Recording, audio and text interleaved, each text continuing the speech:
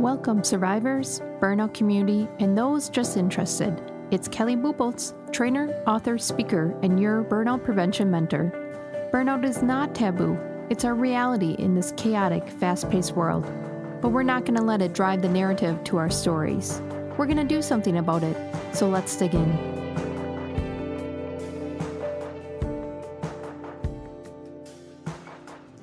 In programs, I like to test out the material that they just learned. I invite a couple people from the audience on stage, and we work through the material through kind of an interview game in which I ask some questions, they respond, and then we flip the script. I ask some different questions, and they respond in a more positive manner. And the interesting thing is working off of the material that they just learned and flipping the script really shows the audience how different we can sound, how the character that we choose can empower our energy. But what's interesting is this past spring in a couple programs, there was a theme.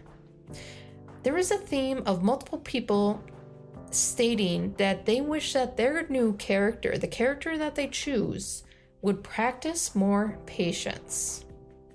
I thought that was interesting that it kept coming up in different industries and different locations around the Midwest. And this practicing patience kind of goes into the workforce energy management categories on multiple fronts in communication and how we're optimizing our workflow in our teams, how we're building trust between each other. And there were some factors that I was thinking about after multiple people brought that up on stage of how we can practice more patience. And as a high performer and an energetic person, I certainly struggled at this. And I have learned the simple trick of putting my tongue to the roof of my mouth to shut myself up so I can listen. And then at some point, I was ready to step that further. I was ready to practice more patience and found a few actions that you might find helpful.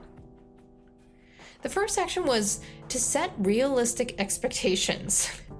And this just provided me space. We know when we don't have time, we don't have a lot of patience. At home with 3 little kids, if I'm rushed, I have 0 patience for people who want to change their shoes at the last minute for the 3rd time. At work, if I have people out my door and emails just pinging me away, I don't have patience for the conversation that is about to happen. So setting realistic expectations with my timelines, with planning ahead, has allowed space to re-enter my life so I can practice patience. That also included multitasking. Removing multitasking has allowed me to focus more on people's conversations, patience with myself, patience with the emails coming in before I respond, because I'm not doing a million things and overwhelming my brain. I had a supervisor that I was working with on leadership coaching, and she said she actually put her hands under her bottom when people would walk into her office. Otherwise, she would continue to email because she said she couldn't multitask. She was writing emails back and forth to people, and then she could still have a conversation with someone. But when she realized she didn't have patience for the person standing in her door, she knew that multitasking was causing a negative effect on that person's relationship and where that communication line was going to go. So when she started sitting on her hands, she would avoid multitasking and really focus on that conversation. She would be active listening, and the conversation not only went quicker, but it was more productive because they could come up with a solution and move on faster. So setting these realistic expectations to yourself of your own timelines, of the distraction of multitasking and reducing that, and planning ahead to give yourself some space will allow patience to naturally enter again. Now, sometimes life gets busy. Certainly there's those days that just are overwhelmed. So another way that you can practice patience is staying curious, asking good questions, discovering why they said that, why they would come to that conclusion. Explore people and their ideas. where they came from, how they even thought to say that. Reframe these thoughts back to curiosity will naturally instill patience. It moves you from judgment and back to exploring, experimenting, which we've talked about in previous episodes, will allow you out of this survivorship mode, this chaos, to just be. I think staying curious, though, comes hand in hand with this next one, which is self-care. Are you giving even space for empathy? Or is crap hitting the fan in your world and you're taking it out on other people? The must be nice, that resentment, envy emotion is strong. So why be empathetic to other people? Why stay curious? Why ask questions? You're full of anger, sadness, all different emotions because you're not taking care of yourself.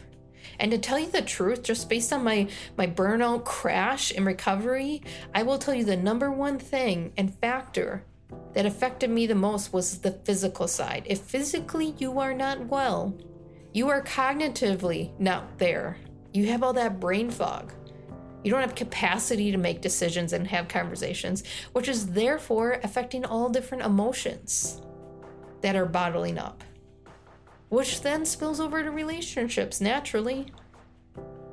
You know, when you're sick, you don't want to deal with people. You don't have patience for people. You feel bleh.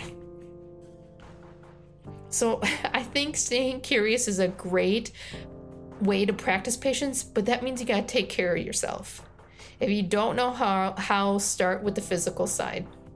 The cognitive and emotional side will come, but I truly feel like you cannot get to a good cognitive and emotional state without physically being well.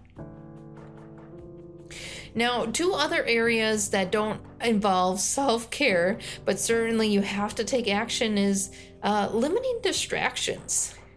How many tabs and programs and software do you have up? How many beeps and bloops and notifications do you have popping up? Do you need a digital detox to just get away from it all and be present? Again, it will naturally present space, which will naturally provide patience. Limit distractions. Remove the noise. Noise in your workspace, noise in your home space. And I'm talking about materials and clutter. I'm talking about things in your area and space that no longer serve you. Remove the distractions. The next one is external support. Are you hanging around people that have patience? Are you learning about patience from external resources? This can be a third-party coach. Do you just need to hang out more with your mentor or peer support that does this very well? And what's interesting about this external support section is if you are following a mentor or a peer or a coach, or you're doing this with a focus group that is also practicing patience, you are feeding the need to, guess what? Stay curious. You're asking questions, you're exploring new ideas, you're exploring people, you're reframing these thoughts, which is feeding the patience. So when I was trying to limit down what I was doing to start practicing patience more, that's the fives that I thought was the most helpful in this busy, chaotic world where I don't want to add more, I want less, but also I need to do some things. I want to be the character just like the individuals on stage that practices patience, because that energy flows so much more positively. It allows people to be themselves and live in their own energy. It allows me space to be myself as well, instead of spin in the chaos that presents right before us. So through these 5 kind of tips of practicing patience, setting realistic expectations, timelines, and tasks, staying curious, taking care of yourself, limiting distractions, and finding that external support to surround yourself with will help you provide a space in which you can actively listen, be present, and enjoy this life we're in. I know you're not lazy. Most people in burnout are high performers, those serving others before themselves. Don't discount this step today, the action in which you focus on your self-growth. Piecing together the puzzle is half the journey. Rediscovering yourself, energy, and establishing new habits is the other. Do not underestimate the untapped inner strength inside you. Explore more resources on my website to move from zombie mode back to liveliness. See you soon.